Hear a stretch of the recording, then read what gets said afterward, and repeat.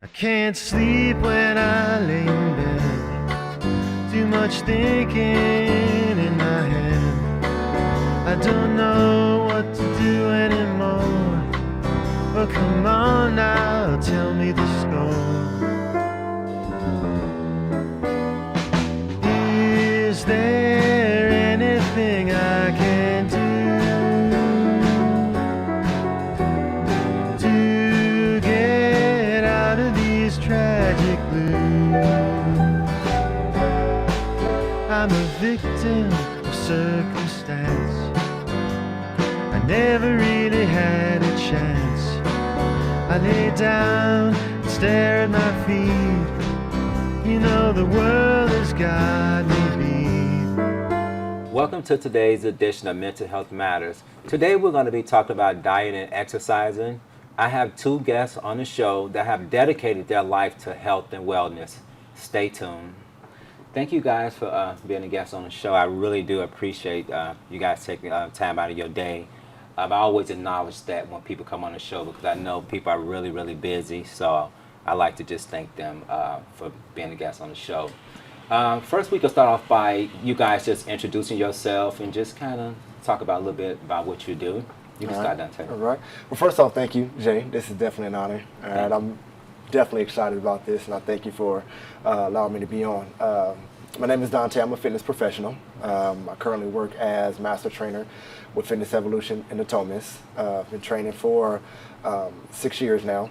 Nice. It's been a passion of mine for a long time. I've always been athletic, but once I got into the gym and got like obsessive with it, is where I went and got my certifications and my education and decided to take it on as a career. Nice. Nice. Yeah, I want to thank you as well for the opportunity. My name is Lamondo Hill II. I'm also a fitness professional at Fitness Evolution. I've been training under the experience of this gentleman right here for almost a year now. Yeah. So I've learned a lot along the way. I started training myself, I could say pretty much being athletic all through high school, but seriously I didn't start training until 2 years ago. So when I was 22, I started training a lot, and when I met him in the gym, actually, I asked him, where do I go to get my cert? Yeah. And he directed me to the NASM program, and started my trials there. Was a year program. Had 6 months to take my first test. Did it in 3 months. Wanted to show how serious I was about it. So once I got that certification, started training and studying and learning more about the true meaning of fitness and exercise and health and strength and conditioning. And it's a huge passion of mine, so I'm willing to take it all the way to the top. Nice, I love it. So what motivated you guys to start wanting to live a life of health and fitness? How did you get into it? What motivates you to just want to just get into it and just, do it for a career? Well, Jay, if you allow me to be transparent throughout this conversation, I'll tell you, like I said, I was always athletic, but for me, the transition into fitness, into the gym, started with some life transitions that I was having with myself, kind of questioning my purpose, questioning, what was next for me in life. Had already had some successes, had already did some things that I was very proud of myself, but still really didn't have this security about who I was. Yeah. And the gym became more like a sanctuary for me. Nice. It really, really helped me to get a peace of mind of who I was and what the next step was for me in life. And so although, my body was moving, my mind was being cultivated. Yeah. and it really helped me a lot. And as it brought me, peace to my individuality and what I wanted to do in life and to my purpose in life, my body was changing as well. Nice. And so nice. that physical and mental change took place, and I was like, oh, I love this. You know, and I've always had a love for people. You know, I've always been working with people. And so that was something I added to my profession to be able to contribute to humanity. I said, if this works for me, I know it's going to work for everybody else. Yeah. And so it's been my passion ever since. And that's exactly how I transitioned into it. Yeah. I know when I met you previously, we kind of had a conversation. You also have a background in helping other individuals as well. Talk a little bit about that, because you kind of shared that with me too. Yes, I do. previously, before coming into fitness, I served many years as a youth pastor. Okay. Many years as a youth pastor, and also worked as a violence intervention specialist with the Sacramento Violence Intervention Program out of the Well Space Health, which was also funded by Kaiser. Yeah. Which was a program that offered alternative lifestyles and case management to youth and young adults ages 14 to 24 who came into the hospital as victims of violent crime. Yeah. Many of them may have been involved in gang activity and things like that. And the program is still going strong now. The program is still very effective in the Sacramento community. And I worked with them for years, working with these young people, because young people has always been my heart, still my heart, you know, even working as a youth pastor. And even before coming into violence intervention, you know, I was doing a lot of community outreach, serving as a youth pastor, whether it was putting on peace rallies, whether it was putting on music programs in the community, whether it was putting on just different 3-on-3 tournaments, block parties, whatever we were doing to reach the young people, that was my passion. Wow. And that caught the eye of some of the employees at Kaiser, and it's like, what is this young guy doing out there? He's doing a lot out there. And that's when they presented to me the Sacramento Violence Intervention Program, and went from there. It seems like fate has always been on my side, and I'll be a little bit more transparent. I never felt like I was the most educated. I never felt like I was the most intellectual. All I ever had was passion. All I had was purpose. And it seems like fate, it seems like time was always on my side and connected me with the right people, like it did today. And be able to just thrust me forward, to be able to be a contribution to humanity the way I want to. That's awesome, man. Thank you for sharing. So, what made you want to get into fitness and kind of, you know, keep it as a passion for your career? Well, so my intentions with it were a bit different. So, growing up, you know, seeing amazing talents in different backgrounds, you know, whether it be dance, you know, the NFL, the NBA, you know, you see people who are doing gymnastics, you know, all these different types of forms of, you can say, exercise or movement, whatever you want to call it, these practices. I was a kid that grew up and I said, you know, one day I'll try that. You know, it was one day I'll do flips. One day I'll do muscle ups on the bars. You know, one day I'll do this and I'll do that. And it came to realization I was out of shape. I was going through a hard time a few years ago, and you know, I was sitting in my room. That is funny because I cannot picture you being out of shape. Yeah, I was out of shape. I know, right? And it was a day I was sitting in a room, and my fiance, who's going to be my wife this year, as she knows, I was sitting there and you know, I was talking to her, and I said, you know, if I keep saying one day, it's not going to happen. I keep telling myself, one day I'm going to do this, one day I'm going to do that, it's not going to happen. And so I took the initiative. I said, man, you know what? I'm going to stop this. And I started to look into, you know, what it was to aesthetically look like these people who are these, you know, these athletes. What are they doing? You know, what are they eating? You know, how does it work? And I was just mind blown by how much goes into it, the amount of time you have to put into that. And so, long story short, after that point, I started training myself and I started learning different things. And then I became obsessed, not just with calisthenics, as that's what sparked everything for me, but it was all types of practices. I mean, I became obsessed with gymnastics, yoga, dance, you know, looking at the movements people were doing. And, you know, I'm a huge fan of the UFC, so mixed martial arts was another thing that caught my eye. And I said, you know, you have one body, you got one life. Why not be the best at it that you can? And that's what motivated me to start training the way I do and try to learn as much as I can in the fitness world. And then also motivate and inspire others. Because there are a lot of people who see it as, you know, I'm not able to do this, or that person is a god. They're a human being just like you are. They started somewhere and it wasn't perfect when they started, but they worked on their craft relentlessly and they got to where they were. You know, it's as they say, the saying goes, you don't know my story, but you see my glory, right? So you don't know what this person has been through to get to that point.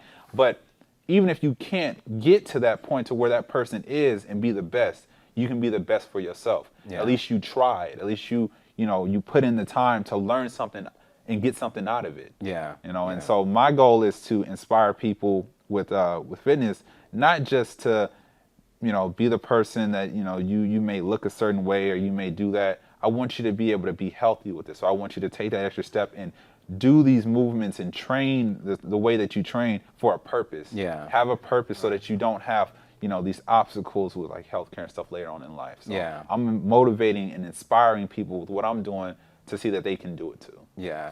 You also, I know we had a conversation before, you also like to do motivational speaking as well. Yes. That is a passion of mine. It's a craft that I'm working on. Yeah. I mean, I know that he's probably not going to see this, but Eric Thomas, if you out there and you listening, I'm telling you, I've studied him a lot of his speeches.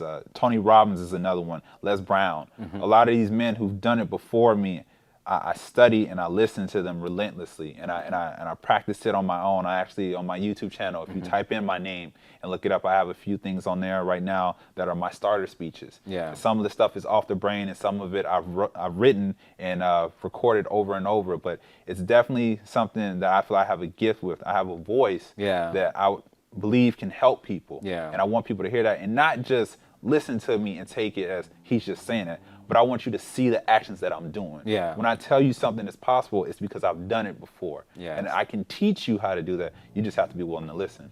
Awesome. It's interesting. I'm glad I got a chance to meet both of you guys, because I met Lamondo when I first started going to the gym and the Thomas, and we met up a few times and talked, and I was really inspired by you, like really motivated. There's not a lot of people that can really motivate me, because I feel like I'm a very confident individual. I'm confident in my skin. I know who I am. But when I was meeting up with you, I'm like, man, this guy, he got some stuff going on, And I saw, in my opinion, I saw raw potential in you, Thank you. So I'm hoping that you can, continue to grow and become your own, because I know, like myself, when I first started preaching, everybody wanted me to do it this way and say it this way and stuff like that, and it didn't work for me. But when I started to just allow myself to be who I was, it just came naturally. That's and so it. I think that's what's gonna, work for you. And you, it's interesting too, because when I had a conversation with you, it was, for me, it was really one of those things that I was able to relate to a lot of stuff that we talked about. You guys both are, in my opinion, you're very inspiring people. The people that I know that is training under you guys, or are gonna come in contact with you guys later on in life, I know that they definitely will be impacted by what you guys got to give them. Thank you. So thank you for doing the work that you're doing. I want to ask this too. Being African Americans, now I'm gonna speak for myself. Now, growing up in the environment and the household I grew up in, fitness was never an option. It wasn't something that was taught. It wasn't something that was even demonstrated in the lives of my family members. Growing up, we ate the fried chicken, macaroni and cheese, and pork chops and stuff like that. The comfort food. So I wasn't exposed to the nutrition and fitness and stuff like that. Why do you think it's important for us as a culture? I mean, not just as a I shouldn't word it like that, but I'm gonna say it like this: as African Americans, but because we didn't have that, or I didn't have that growing up. Why do you think it's important that we start our journey to health and fitness? It's very important because, just speaking as African American male as well, is that just like many other cultures, I mean, we have our share of dealing with, being a high population, of dealing with diabetes and high blood pressure, especially starting in the early age because of the way we ate in the type of culture that we come from. Like, I can relate to that as well. I remember coming up as a kid, I knew how to make top ramen Yeah. at the age of 6. I'm serious. Yeah. And I wasn't the microwave top ramen person, man. Yeah. I was the pot. I put the Yeah. pot on the stove. Yeah. All that. My sisters, they always put the noodles in the bowl. I'm like, I ain't putting my noodles in Yeah. the microwave. But not knowing that had, a lot of sodium. Yeah. That was a lot of salt. And then, we would pour the whole 5-pound bag of C&H sugar inside the Kool-Aid, Yeah. not knowing that. We didn't know Exactly. that, but we was eating that all the time, Yeah. and hot dogs all the time, Yes. without the bun. We had, just regular sliced bread. But anyway, Yeah. but that was something we ate all the time. And then even growing up to my teenage years, my mother owned a soul food restaurant. Wow. So that was another thing, you Yeah. know. So it was always the fried catfish, you know what I'm Yes. saying? Not just the fried chicken, but the smothered chicken. Yeah. My mom went as far as chitlins and Yeah. Oh, things yeah. like that, and being her son, it was free. I ate it Yeah. every time I could. So it is very important because although I was slim and athletic, I always felt the health issues coming on as well, Wow. which was another thing that had got me into fitness because my wife used to always tell me, she said she was a health nut before me. Yeah. And she would always say, just because you slim don't mean you're healthy. Wow. And as our children got older, I started racing them and, started, trying to, keep up with them. And next thing you know, I'm seeing like these zigzags in my vision, Yeah. and these little spots and things like that. I'm getting ready to run out of breath, all because of, the top ramen caught up to me. Yeah. You know what I mean? The hot dogs caught up to me. The smothered pork chops, they caught up to me. And it's very important because once I started seeing that coming on, it started reminding me my grandfather had diabetes. My grandmother had high blood pressure. There was things that ran in my family. And it started to be something that I found out was starting to be prevalent among the African American community Yeah. as well. Yeah. And so it is very, very important, for all humans, but speaking as an African American, it is very important because we also thrive off that whole genetic thing. Yeah. And I'll be honest, as African Americans, we do have strong genetics. You know what I Yeah. mean? We are built a certain way. Yeah. Our bodies do respond to exercise a lot faster than Yeah. others, but it doesn't make us vulnerable Yeah. to, any kind of disease Yeah. that can come our way from bad nutrition. Yeah. And the saying is true. You cannot out-train a bad diet. Yeah. You can't. I wouldn't care how much muscle you have on you. You can still fall over from a cardiac arrest. Yeah. I mean, I can go as deep as saying just look at how many of our men, how many of our brothers come out of incarceration. Yeah. And they're built. Yeah. They look good, but they're eating a lot of trash. Yeah. And they're still coming out with high blood pressure. Yeah. They're still coming out with cardiac arrest. They're still coming out with diabetes. And so as an African American, it is very, very important to become very, very aware Yeah. of your nutrition Yeah. and how that is a huge contribution Yeah. to actually living a long, healthy life. It is Yeah. and I'm very big on that. Yeah. Absolutely. Yeah. Awesome. Well, my take on it is it's similar to what both of you were talking about and discussing. I mean, I also see it as coming from the ethnic background of being African American. You look at other ethnicities, and everybody has their, I guess you call it culture food. So Yeah, everybody has their exactly. culture Yeah. food that isn't Exactly. so good, Yeah. right? It's good when it's going down, but Yeah. it's not good inside of you, right? Yeah. So it stems from a lot of things because I recently spoke with a person who's close to me, and she said, well, Mondo, how do you do what you do with your diet? How do you eat the way you eat? She said, because sometimes it may feel insulting to people because when you go to certain events or you hang out with your family, being very family oriented, hey, well, you're not eating this. Boy, your mama made that for you. Yeah. Like, what are you doing? So it's the pressure of, oh man, I don't want to be disrespectful, so I Yeah. got to eat this. But it comes to a point, and I mean, this is for everyone across the board. You have to take that extra step and that approach to say, okay, well, what's good for me at this point? Yeah, You you spend all this time, you see the effects, like you said, down to you have people in your family. I have people in my family who have diabetes. You look at that stuff, and it's not to say that you're putting yourself on a pedestal saying I'm better than Yeah. them, but it's something that you say, I don't want to repeat this for myself. Yes. I don't Right, want to exactly. continue teaching this to people. And so Exactly. when people see that, more times out of 10, I guarantee anyone out there to try it, unless you just have that family member who is just stubborn and is like, I ain't gonna change, Yeah. because we all have them, right? Yeah.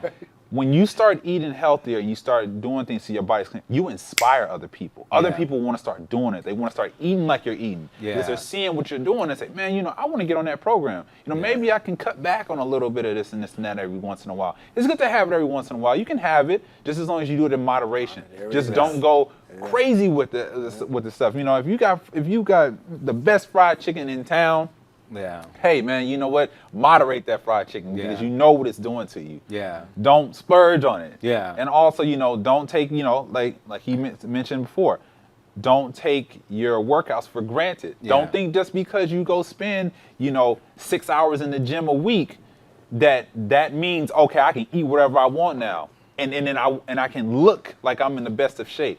That's not how it works. Yeah. That is not how it works. So I think it's very important, being an African American myself, to educate other African Americans who might not know or who may not come from, or who have not experienced that better lifestyle that you have growing up. Yeah. Teach them and educate them. Hey man, in the long run, if you have goals and ambitions to live and do this and that, you got to take care of your temple. Yeah. If you don't take care of the one suit that you have, you're not going to be around and enjoy this. I don't care how much money you make. Exactly. You make $200,000, $500,000, $1 million a year. If you eating bad, Yeah. let's see how long you're going to be around to enjoy that. Yep. Yeah, and I definitely agree with both of you guys' responses. I know, I really, well, let me say this. I know a lot of people in general, really don't realize a lot of their health issues and challenges comes from unhealthy eating. I mean, a lot of people don't know that. And I can speak with my own family. I have a lot of family members that I'm talking about a lot that has a lot of health challenges. And because I am a little bit educated in this area, I know that their poor eating habits and not having a exercise routine in their life, I know that it comes from that. I know for a fact. I have a friend who about 2 years ago, he had brain cancer.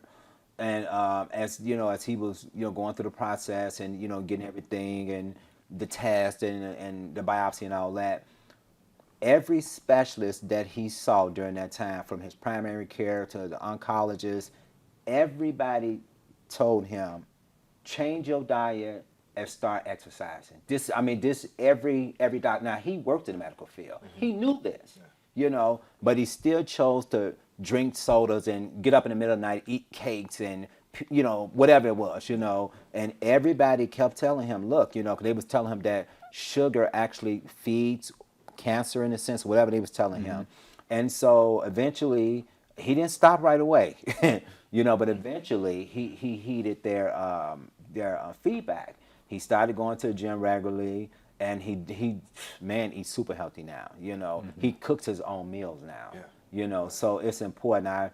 I try my best to talk to, especially my family in a roundabout way, because a lot of times they don't want to hear it. They're like, look, I'm finna eat these pig feet or chitlins or whatever. Whatever. That's what works for you. Well, I spoke with a gentleman about this 2 weeks ago. He's a bit older than me, but I spoke to him about this at the gym, and he was saying how a lot of people don't eat healthy. And me and Dante have had this conversation before. A lot of people, it's the mental discipline that you lack. So it's the not keeping yourself accountable. Yeah. And a lot of people like to wait till it's the last minute. Yeah. So you like to wait until it's that one time something catastrophic happened to you. Exactly. Because other than that, Exactly. it's never going to happen to me. Exactly. That's the mindset you have. It's Exactly. never going to happen to me. Yeah. It's hey man, well, you have a high chance of getting diabetes if you keep doing that. Oh, it's not going to happen to me. Yeah. My body's fine. It can happen to everybody else, but it can't happen to me. Yeah. And so that comfort zone or whatever that is of saying, okay, well, it's been working this far and it hasn't happened, I'm going to keep doing that. Yeah. And then one day something explodes in your face, or you realize, okay, well, something's not working the way Yeah. it should, or it doesn't feel that way, or why does my heart feel like that? And then now the doctor's telling you, I've been telling you have to do this. And now you're in a, hopefully not, but you may be in a more detrimental place than you were Yeah. before. And so people are like, they're lost for words. Yeah. It's a matter of just taking that accountability and that responsibility for yourself and trying to, you don't have to be, the 5-star athlete. Yeah. You don't have to be that. But just do enough to take care of yourself and Yeah. know that you're doing that. Yeah. And eating the right things, and exercising. You actually feel better after you've done exercising. Oh, yeah. Absolutely. That's the truth right there. Absolutely. You Yeah. know, and if I can add to that, one of the things we have to understand when it comes to eating is that what we eat constantly is a learned behavior. Yeah. That also goes back to the way we were raised, the things that when we were younger, and it became a habit, is because it just became a subconscious thing. It became a learned behavior. It's the first thing we go to when the body is telling us that we're hungry, or when we're craving something. We're going after what we were always around, what we always seen. And, even if you were to add, a lot of the food commercials on TV, so that send subliminal messages into our subconscious, things like that, it's a learned behavior. And so when it comes to learned behavior, one of the things I learned is we change by two things. We either change by pain or we're changed by vision. Yeah. And the change by pain is exactly what Lamando was talking about, where a lot of people don't make that change until something extreme happens, until the pain is enough for them to say, you know what, I'm done.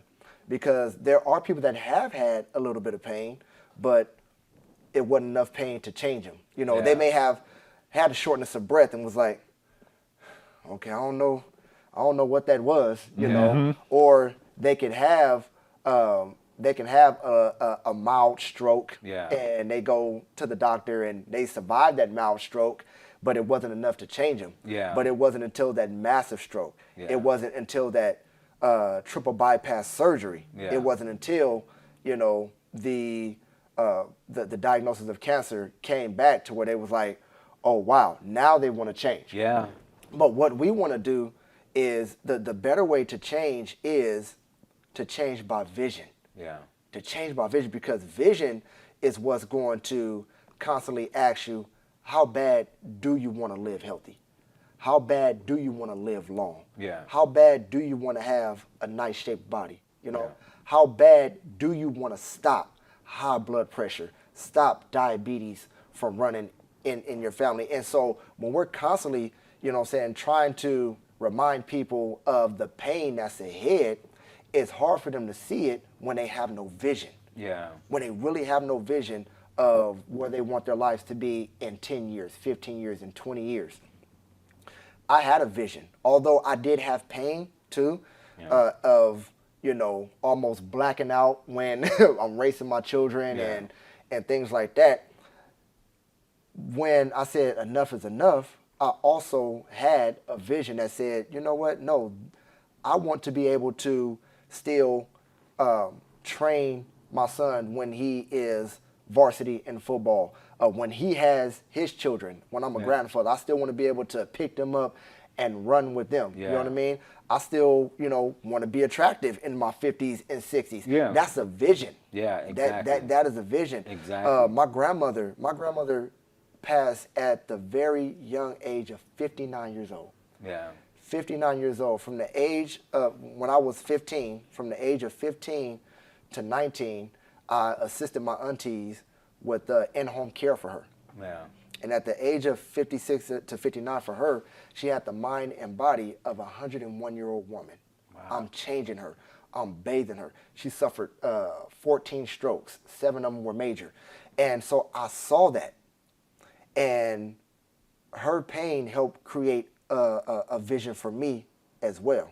That even when my mild pain came, it was like, okay, no, that's not what I want. So I went to the vision. Yeah. Before anything major could happen, what is my vision? And so when I talk to people about eating healthy, when I talk to people about exercising, and this is something me and Lamando both do, and this is something that we were trained to do as fitness professionals, and this is something they also drive us to do even at our gym, constantly ask people, what is your why?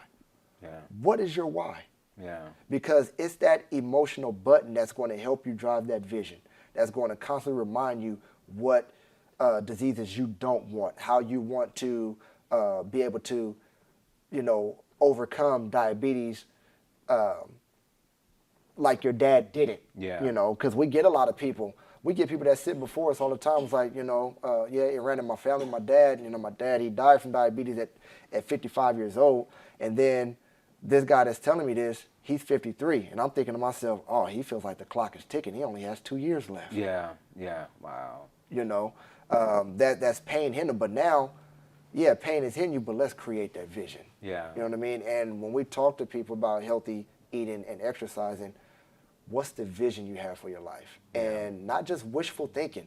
Let's spend some time thinking about that. Yeah. Because that vision and how bad you want to make that vision a reality is what's going to help ignite consistency. It's going to help turn the key to discipline. Yeah. It's going to help you have the willpower and the strength to push back that chocolate cake, Yeah. push back that donut every now and then. And even if you have to start off slow, do some moderation and even some modifications, because there are some foods that you really don't have to eliminate. Yeah. All you have to do is modify it. Yeah. Prepare it differently and use healthy ingredients. Yeah.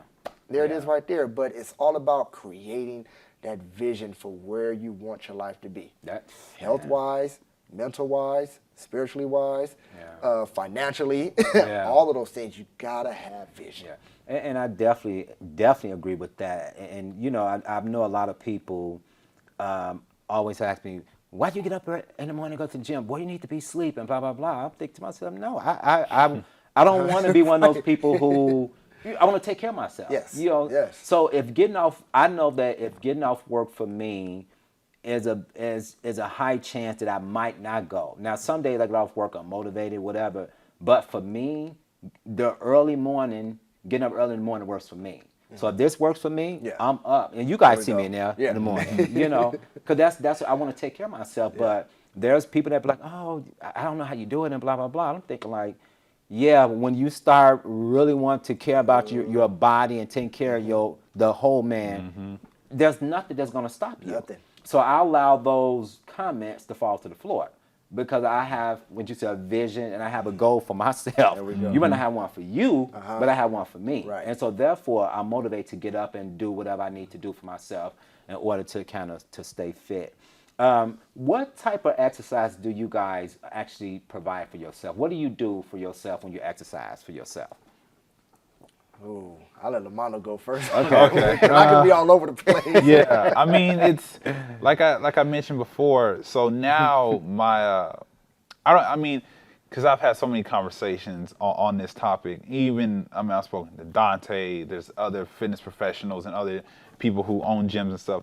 I tell them, I don't even call them workouts anymore. Nice. I just call it training because there's a difference. Okay. There's a difference between training and working out. Okay, break it down to me because I don't know. I mean, there really is, because Come on. you can come in here and you can work out. You can do the same routine every day. Same one. Yeah. You may stay in shape, But it takes that training to go to the next step, to where you really start paying attention to what's going on and you're learning new things. So every day I'm challenging myself to learn something new. And the reason why I say their practices is because I'm practicing the art. I haven't mastered it, nor do I have a teacher who's teaching me, nor do I take a class. So my routines consist of primarily right now, one of my biggest goals is a handstand push-up. I'm completely obsessed with that. So I'm working hard. Dante will see me at random times. I will really try that. But every day I try to set aside time to practice my acrobatics. Nice. So flips I've taught myself. There's times I'll practice capoeira. So there's this thing called flowing, and it's like a movement on the floor, just having spatial awareness. So I'll throw that in there. Calisthenics is my base. That's where I started. So a lot of body weight training, learning how to control my body in certain portions and how to move and explosive movements, and consists of like a lot of push-ups and squats. Yeah. And you can manipulate those things to make it very challenging. People underestimate it, but you can do that. Yeah. Yoga is another good thing. One of my clients, she every week she's telling me I need to do hot yoga. Yeah. And so she's gonna be on my case until I do it. Actually, she's gonna be on my case because every time I tell her I learned something new, she said, "Well, you would have learned it faster with yoga." Right. So I got to go find me a studio. But there's that. Then there's the gymnastic aspects. I mean, I work with the ring. So my basis of training is to keep my mind open to everything, because there's a very wise man out there who inspires me. His name is Ido Portal.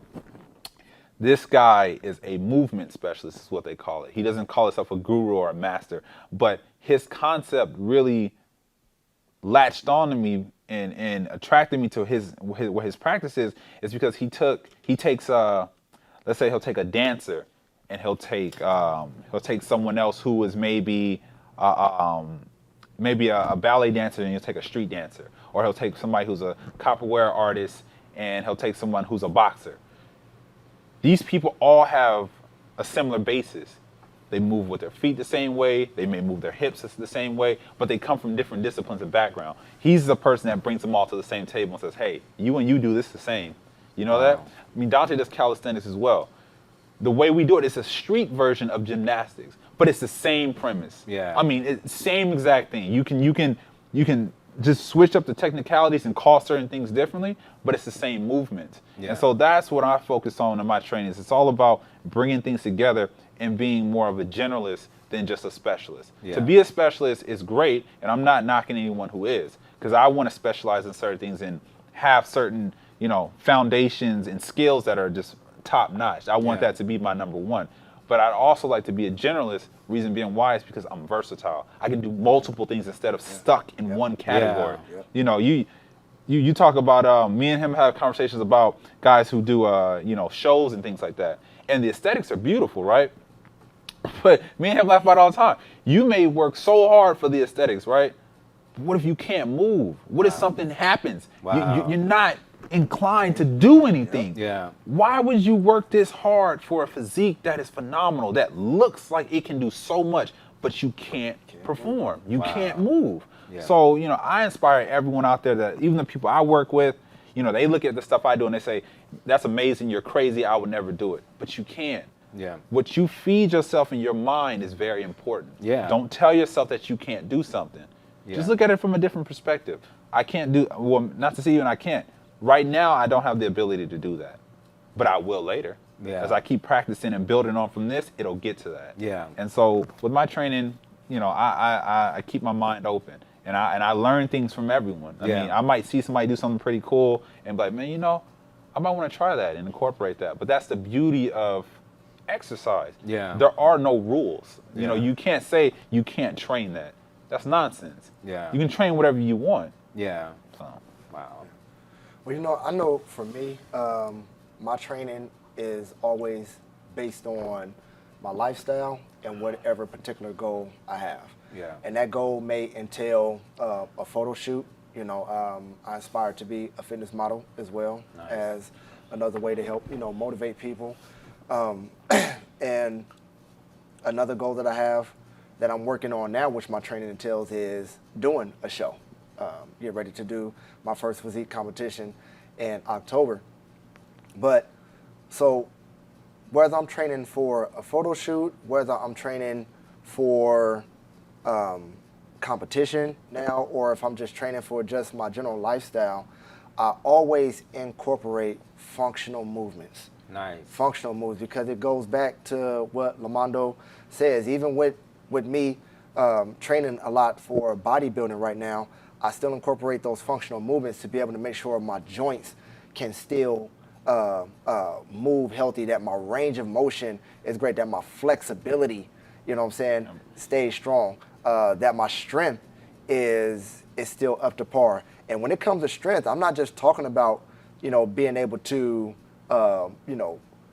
push the heaviest dumbbell or the most or the most on the barbell push, but let's see who can do the most push-ups in 1 minute. Yeah. I see a lot of bodybuilders and people that are in that certain area that stick to one thing. It can be a bodybuilder. Yeah, you can pull a lot of weight on the lat pull, but you can barely do 3 pull-ups. Wow. You can't even pull up your own body weight. You know what I mean? Things like that. And so I always keep functional moving, because beyond the cameras, beyond the magazine, beyond the stage, I gotta live. Yeah, exactly. I gotta live, you know what I mean? And so I do a lot of functional movements. I'm into the calisthenics as well because the true test of strength is your own body. Yeah. Is your own body. You know what I'm saying? And your own body is the very, very endurance. If you go back to, you know, the hunter-gatherer days, you know, all of our, you know, ancestors, you know, they had to have natural body strength. You know what I mean?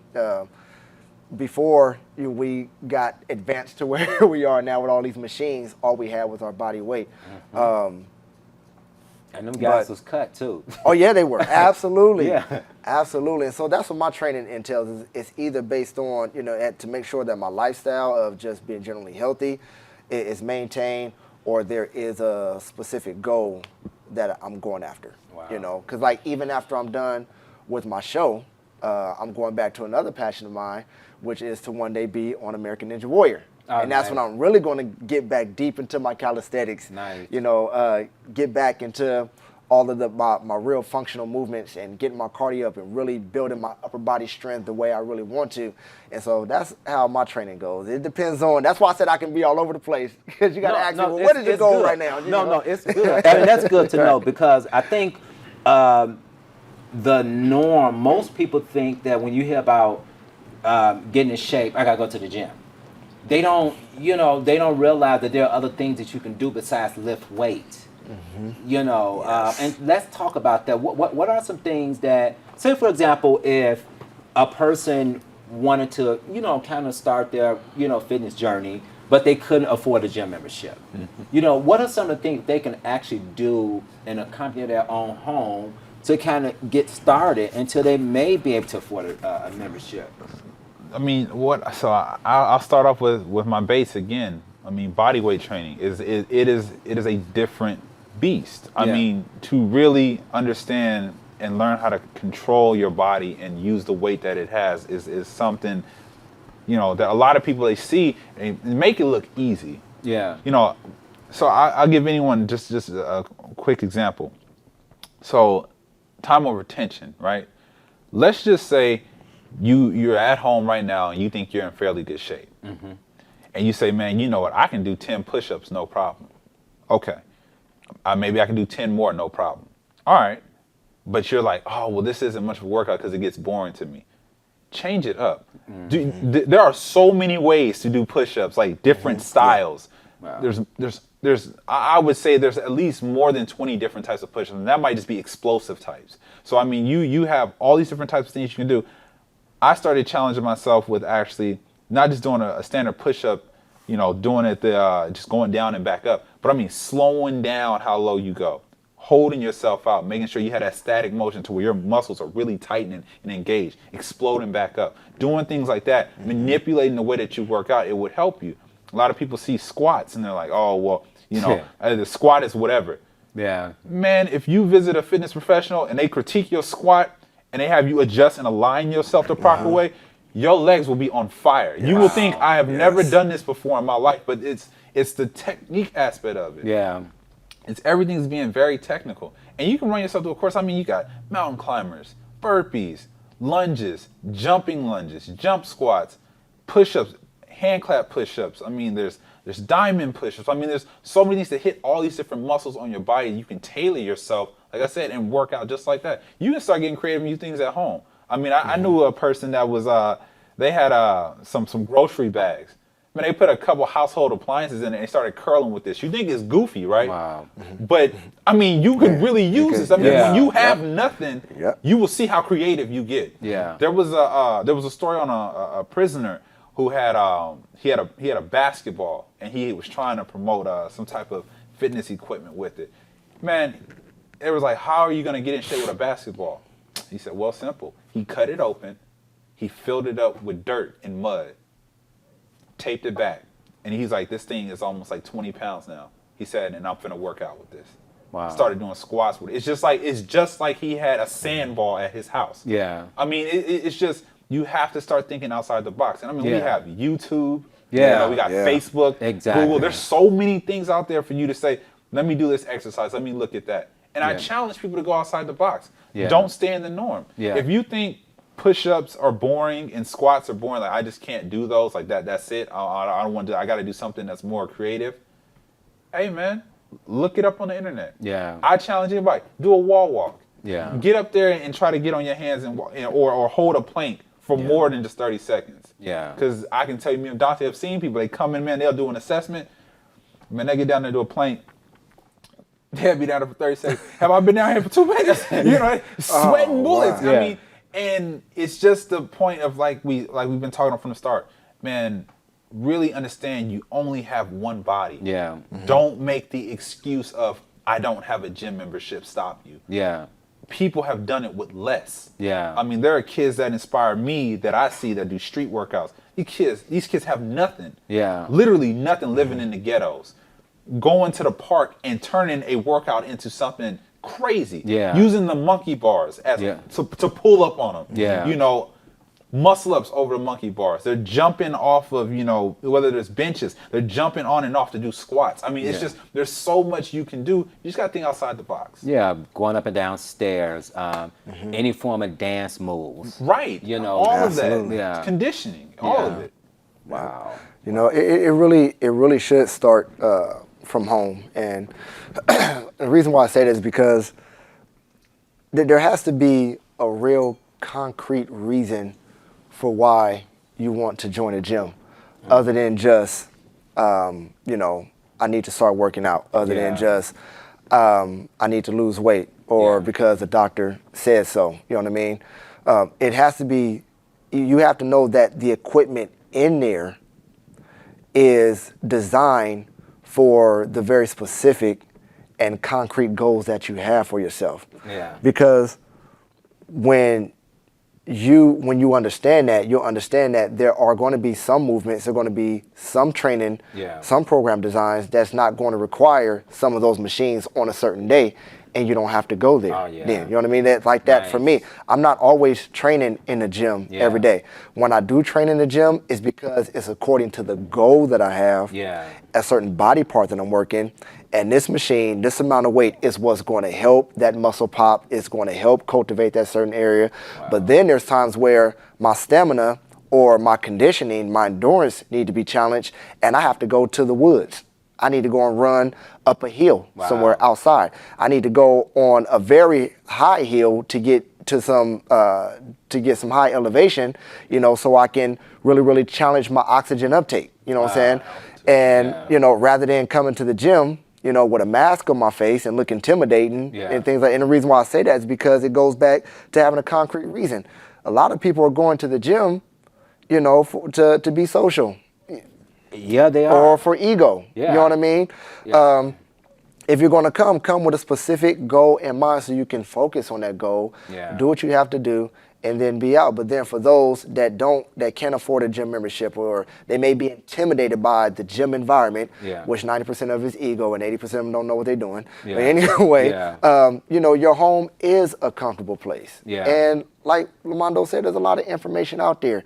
You know, you have to, you know, go to the trusted source, but there's a lot of information out there. And when you find that trustworthy information, start at home. You know, even if you go on YouTube, you'll find a lot of no excuse individuals. And what I mean by no excuse, I've seen videos of moms who can't go to the gym. She can afford it, but she can't go because maybe her schedule doesn't line up with the child care of the gym.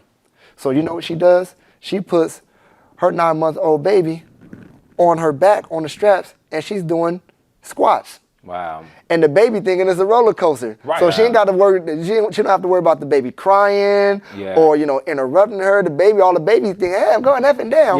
But mama working out. You know? Mama, she lay the baby down on the floor, and she do push-ups with the baby right up under. Every time she come down, kiss the baby. And laugh. And the baby, oh, mama playing with me. But mama's getting her workout, you know?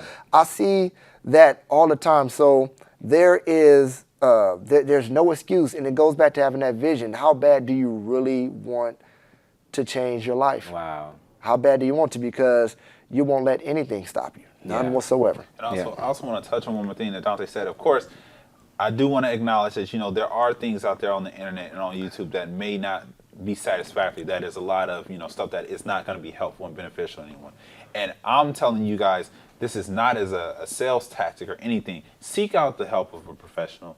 really do that, it's an award to yourself, because even if you don't want that person's services, at least you know that you're getting genuine information that's going to help you. Your time is very important. You don't get this back, and you don't get it again. So make sure that you use your time appropriately. And for the people who are going to the gym for social reasons, man, I understand it's fun to hang out with your friends, but if you got a goal in your mind that you got to get to, hey man, right now, this time right here, I got to make this for me. Yeah, I know for years people in the gym thought I was antisocial because I'm not getting up in the morning to have a 30-minute conversation with you. I'm sorry. You know, I have to, this is my time, I'm going to bed early, or I'm, getting up to sacrifice my time so I can meet my own goal. And it's not to sit here and talk to you for 30 minutes. So I can't do it. And I'm very adamant about that too, So how long do you guys recommend a person to exercise during the day? I would say at least 30 minutes. At least, okay. At least 30 minutes, at least five out of 7, 5 days out of the 7 days, at least 30 minutes. 30, okay. Yeah. I would say at least 30 minutes, but I would also say you really don't need to be in the gym all day too. Yeah. If you're a fitness addict, gym rat, you don't need to be in there all day. Yeah. You know what I mean? Even as a bodybuilder, I've actually built more muscle shortening the time of my training, of my workouts, than I have when I was training like an hour and a half. Now I'm on the workout for like 45 minutes. Okay, you got to explain this to me now. And people now are like, they're like, dude, you're getting bigger. Dude, and I've been getting those comments ever since I've shortened my workout. So how are you doing that? How am I doing that? Yeah, like.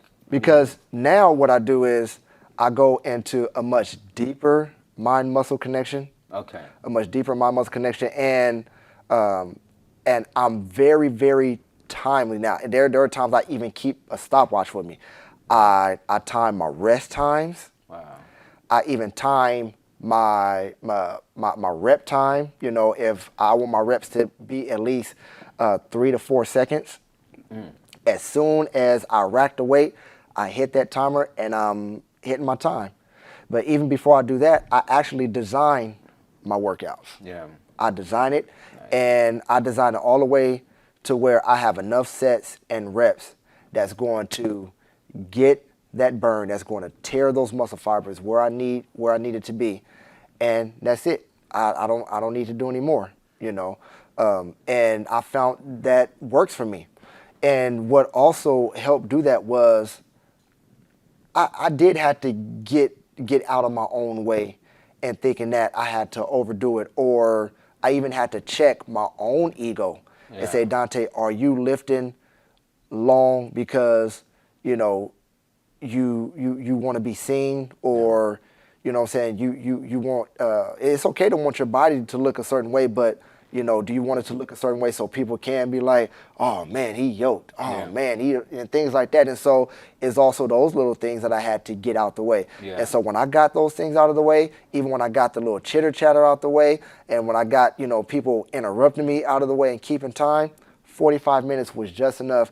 And I've been building a lot faster than I was when I was in there like an hour and a half. So how long should a person actually rest between their sets? Like 3 seconds, 5 seconds, or whatever? It all depends on what you're after. It depends on what you're after, and it also depends on the intensity of the workout. And even if you're, if you're doing cardio based or if it's resistance training based, because your cardio is oxygen based. Yeah. You know what I mean? You really don't have to have too much rest in cardio because you're able to breathe through it.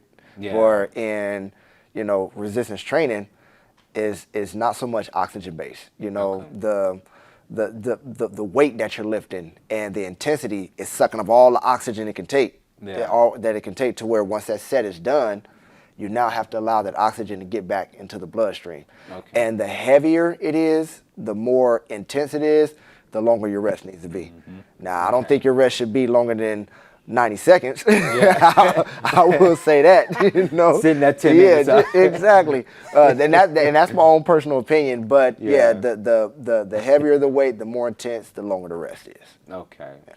What are the mental health benefits of exercising? Because you guys talked a little bit about after you exercise, you feel good. Like, let's talk a little bit about that.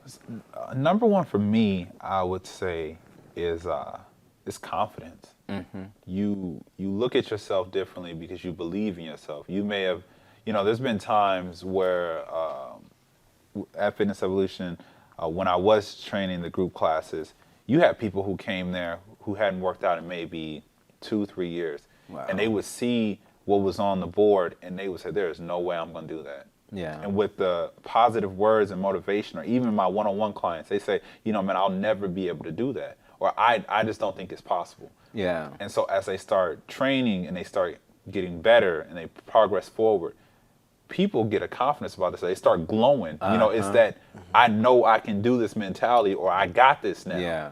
And so that helps you. You see a lot of people who have a lack of confidence. They walk around slouched, heads down. They're not believing much in themselves. And so they may have a very negative vibe to them. They may have that, that vibe of, oh, well, it's not going to happen for me, so whatever. And it's like a poison. It feeds into you. And so as you accept more of that negativity, you just become more negative. Yeah. But with your exercise, there's a confidence. You start to feel different. That's the first thing. Yeah. Everyone feels different. They may not see the physical transformation, but they feel different. Yeah. It's like, man, I'm getting back in the saddle. I got this. More time you invest into it. Now you're starting to hear people say stuff to you. Hey, you looking different now. That ex might call you. Oh, you looking pretty good. I see you on the Instagram or the Facebook. You looking a little different. Yeah. And then as you get deeper into that, then you start seeing the changes. Now you're like, whoa, this is different. Yeah. And you start looking at all your accomplishments. One of the greatest things I ever heard is small success brings great achievements. Yeah. So I mean, just having those little successes every day, something small. Maybe last week you were at 135 on your bench press doing your 10 or 15 reps. Yeah. Next week, 145. You made a 10-pound increase. You may not think, oh man, that's nothing major.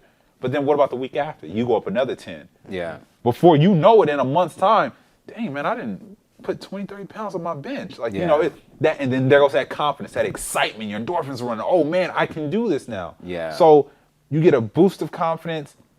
Mentally, you start to believe in yourself.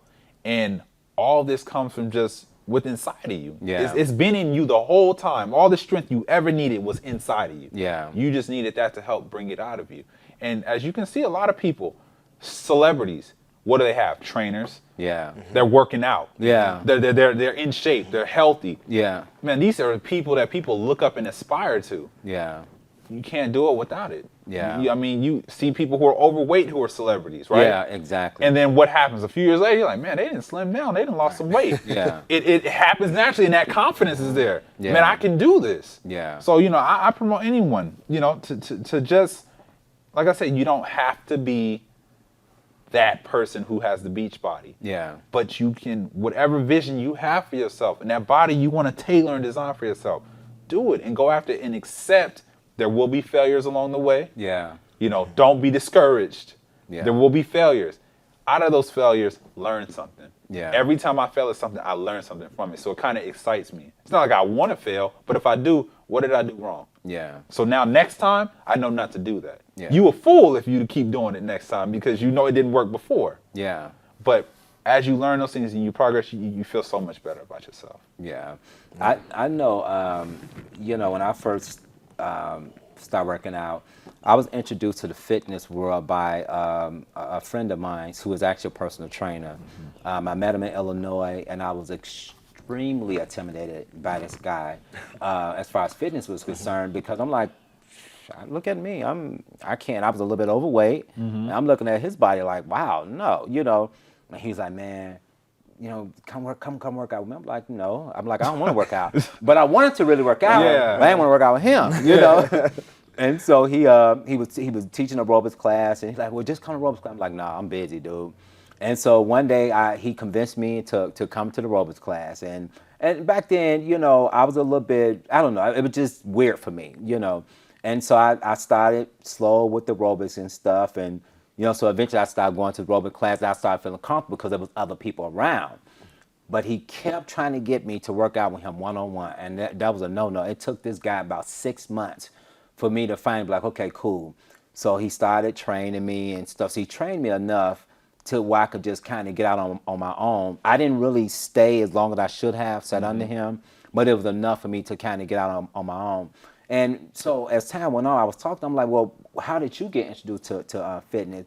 This guy told me that he, at the time, well, before he started working out, he battled a lot of depression, which was extremely hard for me to believe because he at the time, he was a very confident person, but he was telling me how when he started working out and when he got his certification and stuff as a fitness professional, it actually motivated him and boosted his self-confidence.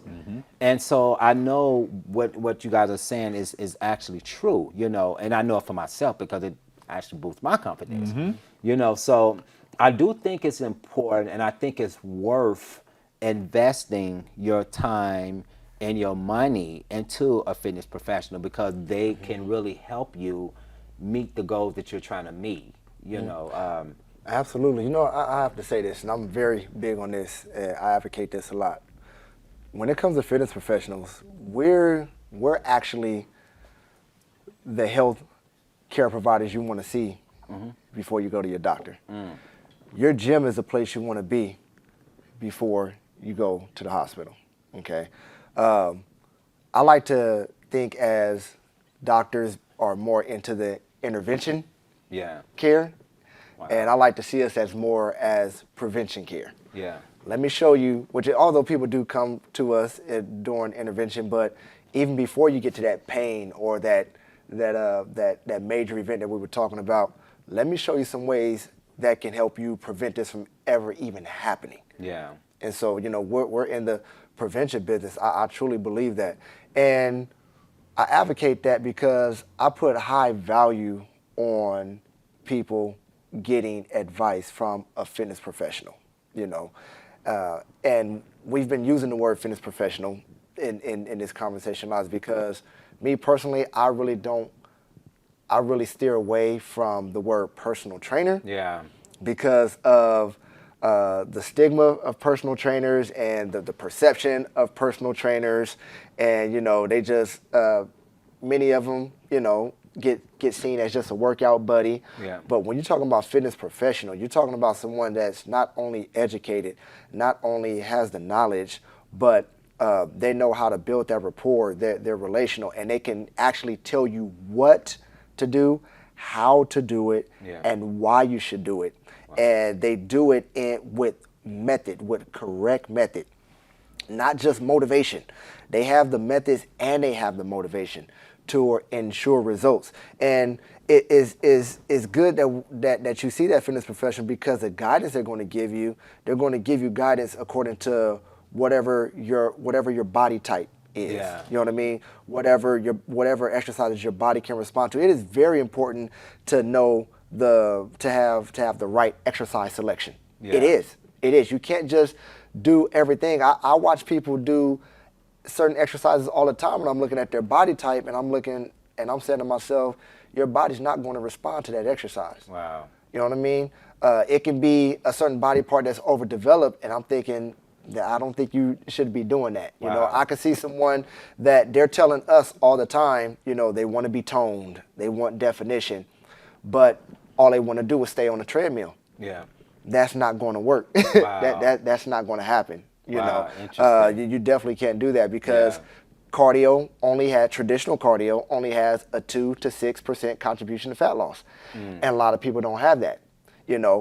It's easier to lose muscle than it is to lose fat. You can lose muscle a lot faster than you can lose fat. So what happens is a lot of the muscle and water that people are doing for always just only doing cardio because they have not sought the help from an actual professional, they're glad when they see the general number on the scale go down. Yeah, exactly. I'm losing.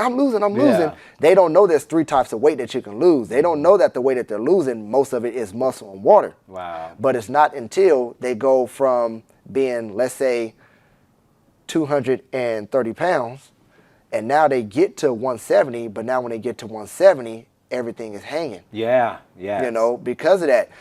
But they refuse to go and see a fitness professional, or they did see a fitness professional, and the fitness professional said, well, this is what it's going to take.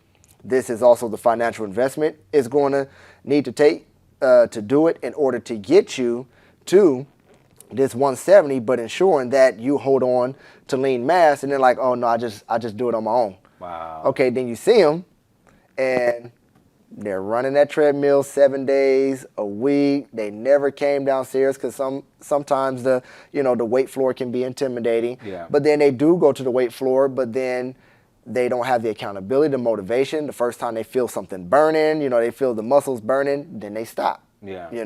And so it's definitely good to see a fitness professional because they're going to give you the right guidance according to those specific goals that you have. It is very, very important to do that.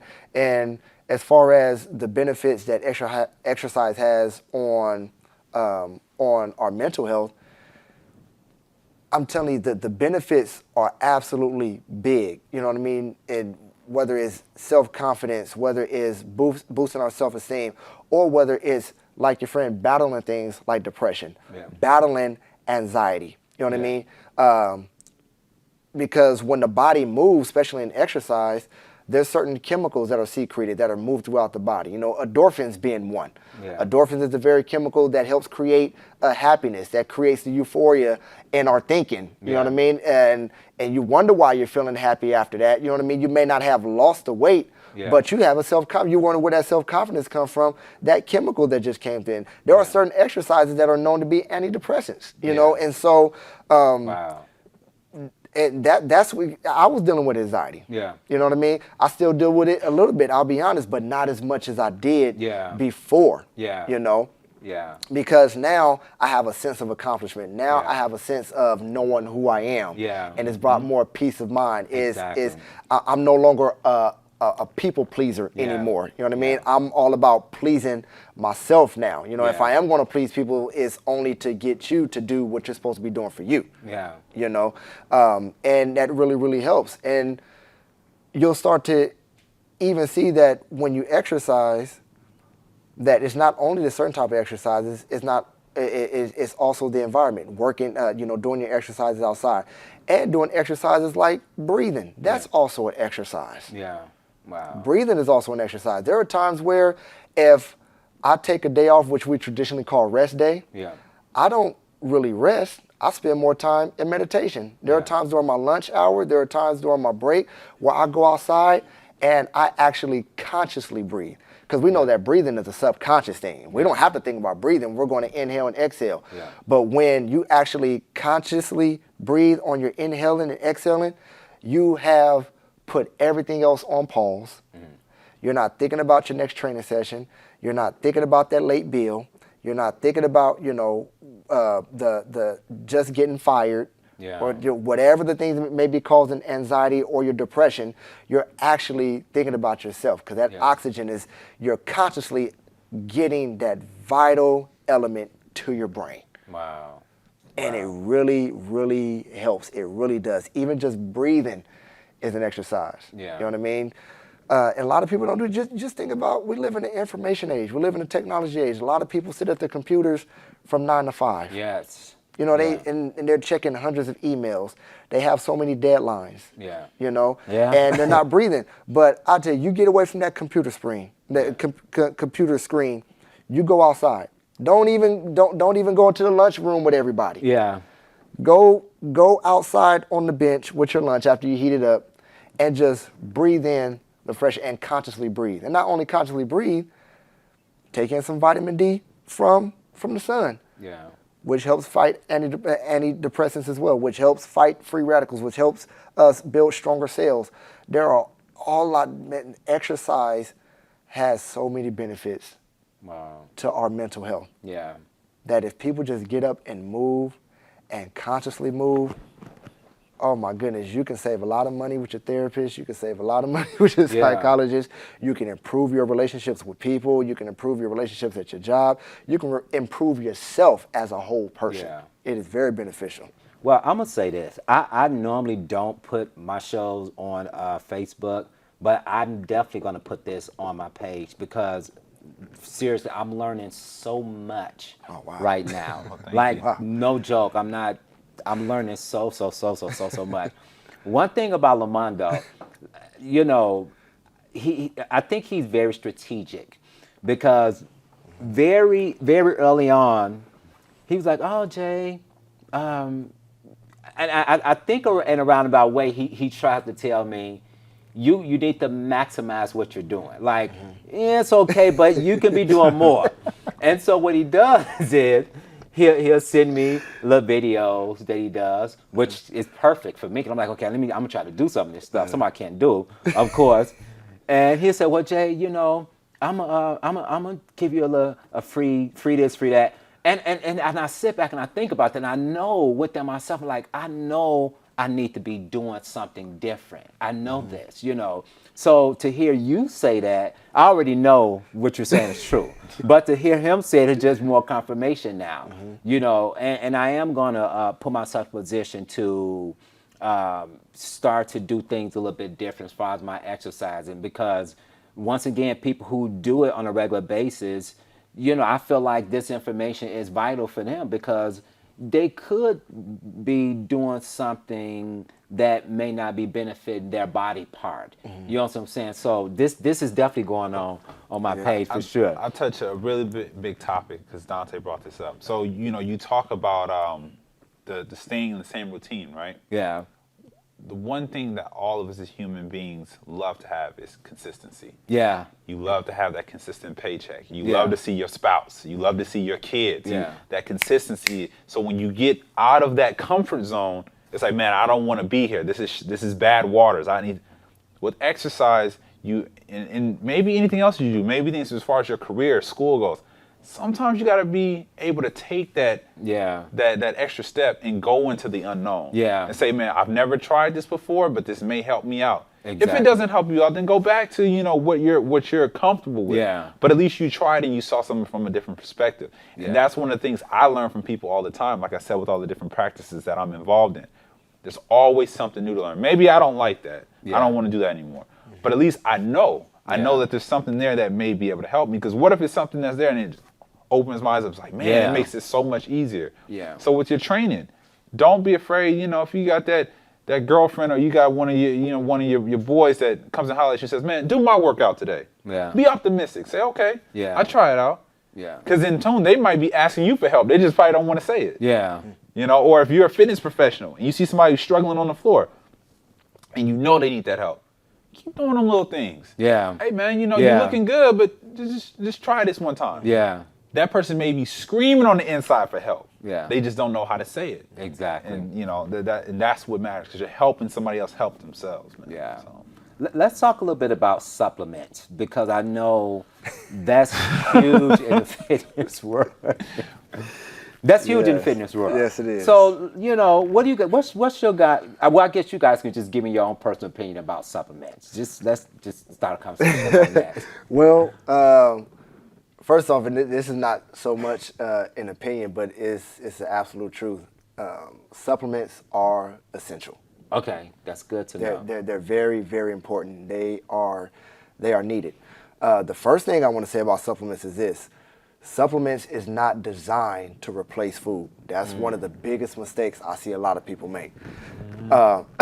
Your number one source of nutrition is going to come from food. Yeah. Okay, real food. Where's the camera? Eat real food. Yeah. Okay, it's not 5 shakes and 3 juices. Yeah. Okay, Man. actually eat some real vegetables. Preach, chew man. it up, and allow your digestive system to get those enzymes to get the right digestion happening there. Eat real food, okay? You cannot replace food with supplementation. Right. Supplementation is designed to do what it's called supplement. Yeah. To actually just suffice what you're not getting from food. Yeah. Okay?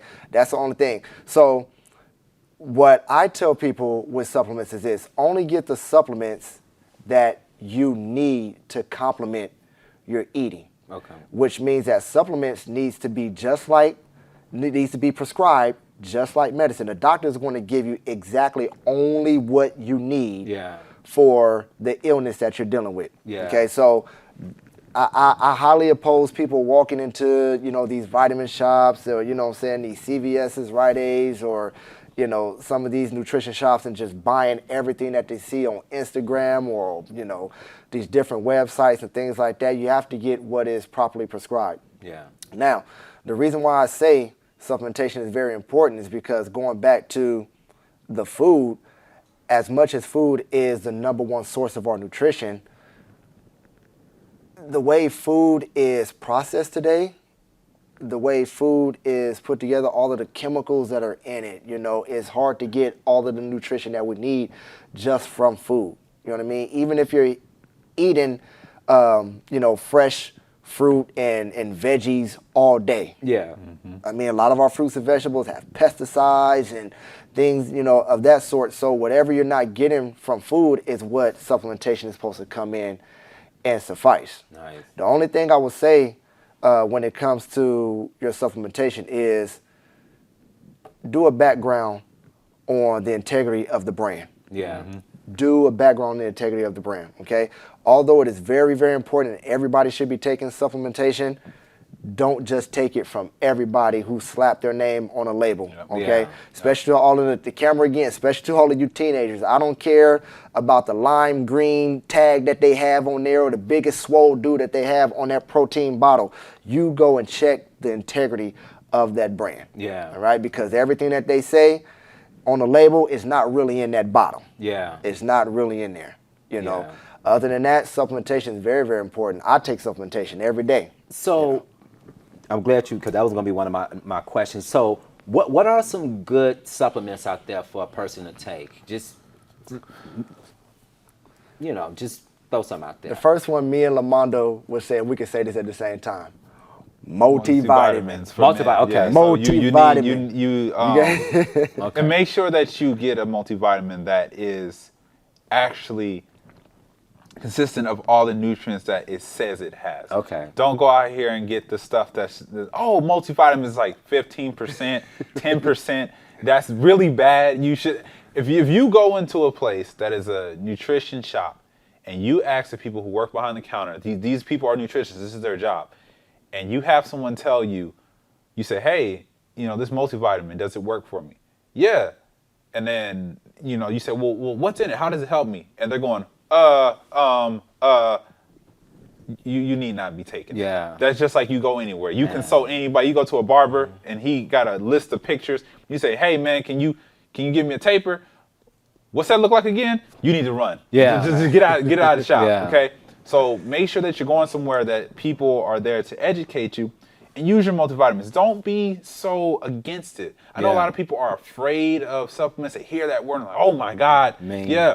Mean. But it's just all about the education. Yeah. I mean, I use whey protein, right? Yeah. I use that, but I'm using it because I'm getting the excess amount of protein that I need, because I'm not going to eat, and I can't afford a lifestyle to have a whole bunch of chicken and cod and turkey just ready to go. Yeah. I eat a lot of meats. I will admit that, but I'm using it because it's more feasible to me. Yeah. It's a quicker way to digest that. After my workouts are done, I may not be headed home right away, but if I have my protein shake there, I'm feeding all those tissues that I just ripped apart. I'm giving them all those proteins back, Okay. and I'm digesting it quickly. Yeah. So it's about using it properly.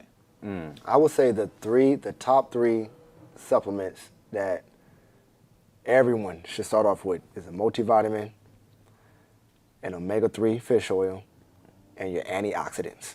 Okay. Those are your three base right there. Okay. Those are your three base. Everything else is all based on whatever your body is deficient of or whatever your nutrition is deficient of. Things like, iron, Yeah. Calcium, So again, your things like that. You know what I micros, mean? yeah. Like, again, that goes into, properly prescribed, just like how medicine is. When it comes to supplementations like protein, again, that's all to supplement what you're not getting from food. You think of a guy that is, let's say, 200 pounds, and he's taking in a gram of protein per pound. He's taking in 200 grams of protein, okay? But then you look at a 4-ounce chicken breast. A 4-ounce chicken breast is 23 grams of protein. So you divide 200 grams of protein by 23 grams, you're looking at about a little over 8 chicken breasts a day. Yeah. When you break it down like that, people are like, man, 8 chicken breasts a day. You know what I mean? And so I can't eat 8 chicken breasts a day. And that's just, there's so many different sources of protein, of course, but that's just an example to show you how much protein that person's taking in. So many times it's hard to eat that much food. Yeah. And, bringing in a protein shake, especially for someone that works out a lot. You know, when you work out a lot, you need something fast absorbent to get back into your system. Everything that you just depleted during your workout, you're going to need something back in there to really help with the recovery, help with the replenishing, help with the, getting those muscles to grow back to where you need it to grow to, And so supplementation is definitely good. But then when it comes to supplementations like, let's say your BCAAs, that is very, very important for, building proper muscle growth. That's your branched chain amino acids. Okay. That's making sure that you get all 21 amino acids into the muscle fibers, so to ensure that growth. But then when it comes to things like, pre-workout, just be careful with the pre-workouts. Yeah. I would say be careful. Again, you have to really, really check the integrity of the brand. And then sometimes, you just need your own energy. Yeah. And sometimes you need your own pump. Yeah. So I would say be careful with some of the pre-workouts out there. I'm learning a lot. I can just see another bill coming, Jay, another bill coming. But it's all right, though. It's all right for me because I do believe in investing in, this type of fitness and health. So trust me, it's no problem for me.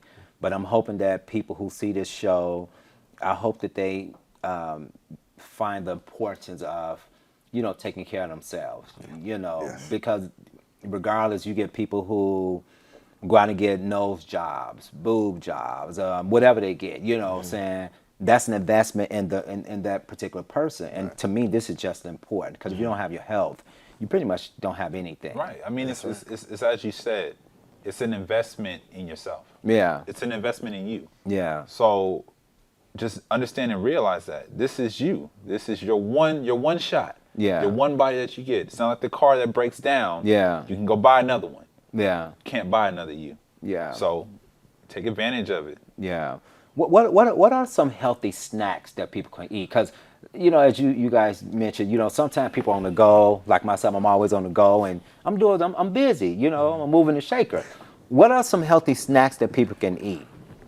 If trail mix is some of the best snacks because most of that has a lot of your assorted nuts in there, which gives you your healthy oils, give you your healthy fats. Things like, your Greek yogurts, so many different things. You can blend a shake, what I mean? If you want to, if you're on the go, especially a nice protein shake, blend some fruit in there.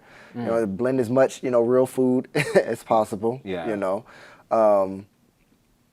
There's a lot of snacks out there. Just your fruits, period. Yeah.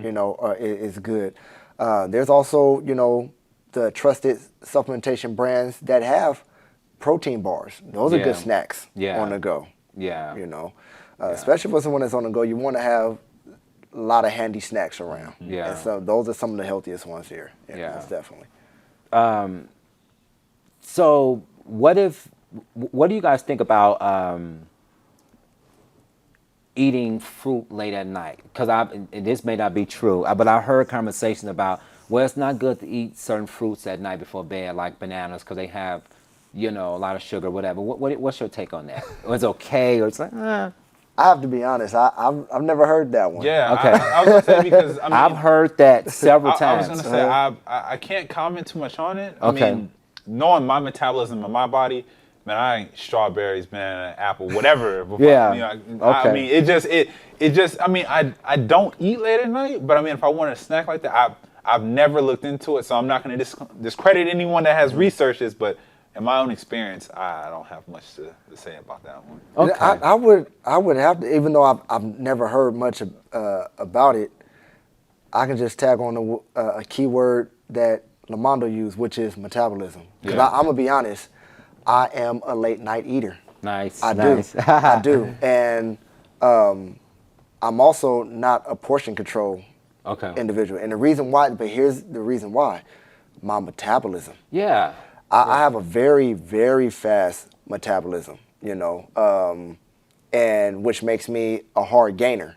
Yeah. Which is one of the reasons why I have to lift heavy and I have to eat a lot. Yeah. You know what I mean? Because I'm always burning. Yeah. And so for me to eat late at night, there are times, and I'll be honest, there are times where I'll eat like 2 or even 3 burgers, things like that. People can look at my Instagram page and see a lot of stuff I eat.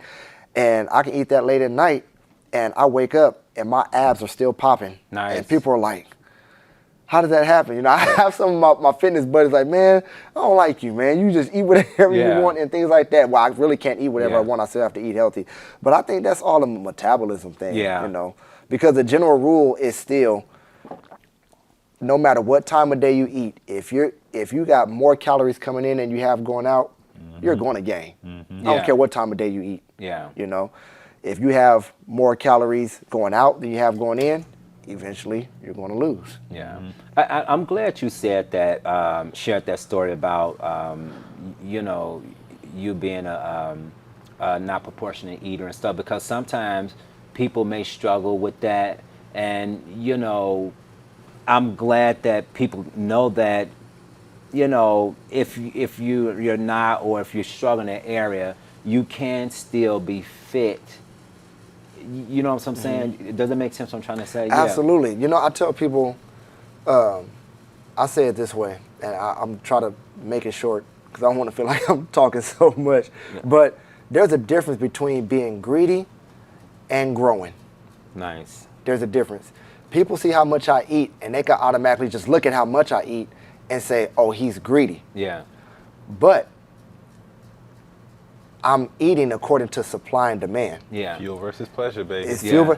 If my body is demanding this food, not so much an addiction, but this is demand because I work so much muscle, my body is saying, I need this. We have to eat this. We have to. And so hunger is always coming. Yeah. But that means that the food that's coming in is actually going somewhere. Yeah. It's going to my muscles. Someone that's greedy is someone that can probably eat as much as me, but they don't move as much as me. Exactly. And so where's that food going? Yeah. It's storing up. Yeah. So that's the difference between greedy and growing.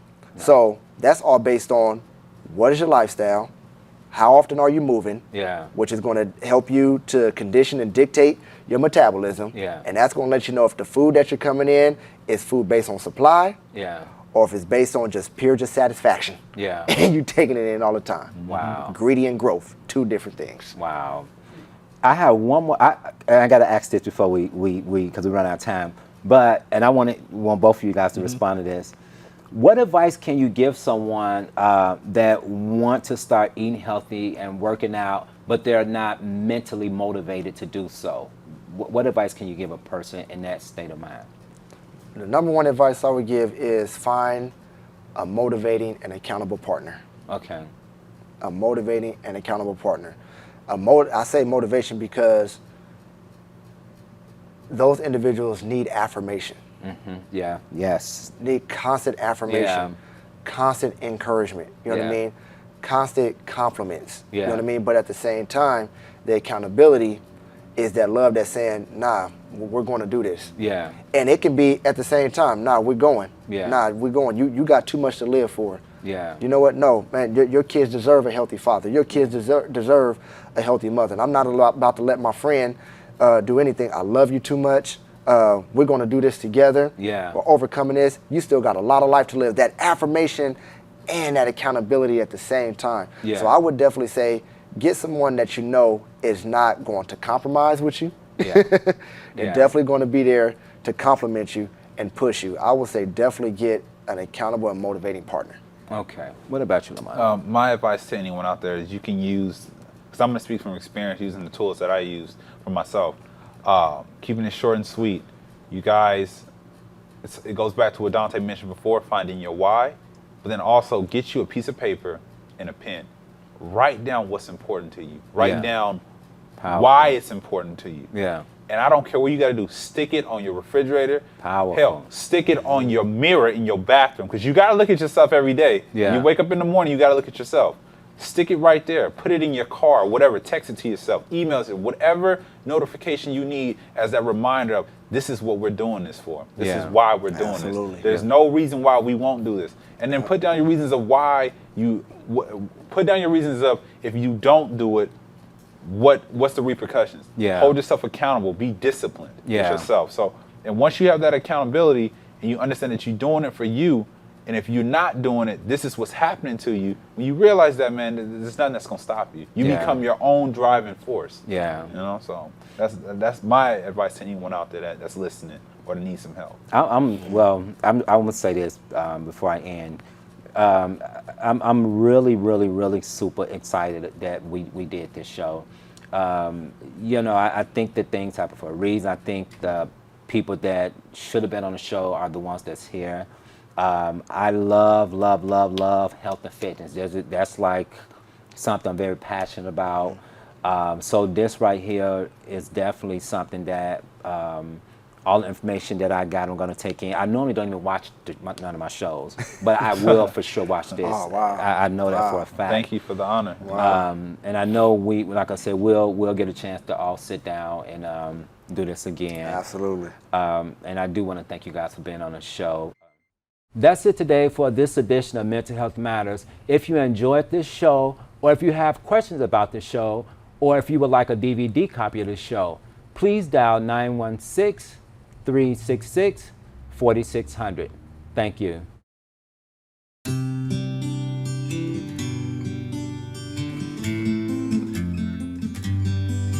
When I think of where I've been, the good times and the bad, on a scale of 1 to 10, either way I'm glad, 'cause I'm not alone. As I'm reaching for the phone, your voice is there, you really care, you're my comfort zone.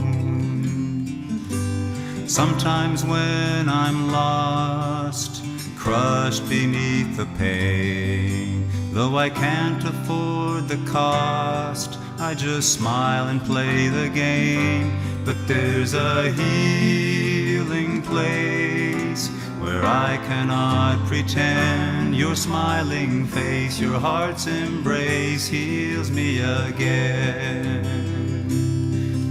So even when the storm is strong and I'm deaf to my own cry, I faintly hear a distant song and I simply can't deny that I'm not alone. 10,000 times I've known my best bet is that first step for hope.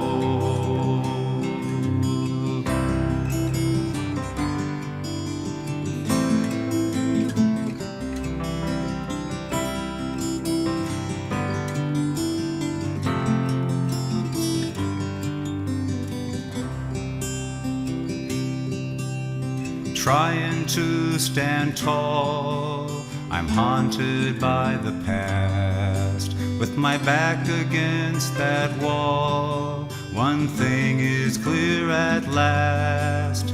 The kind of love you show to me flows from an endless stream, with shores so wide it won't subside.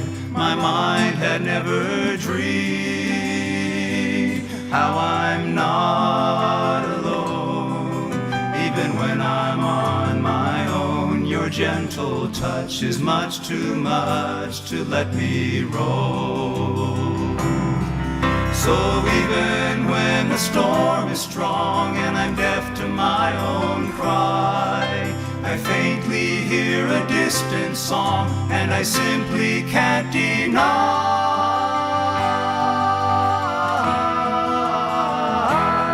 how I'm not alone. 10,000 times I've known my best bet is that first step for hope.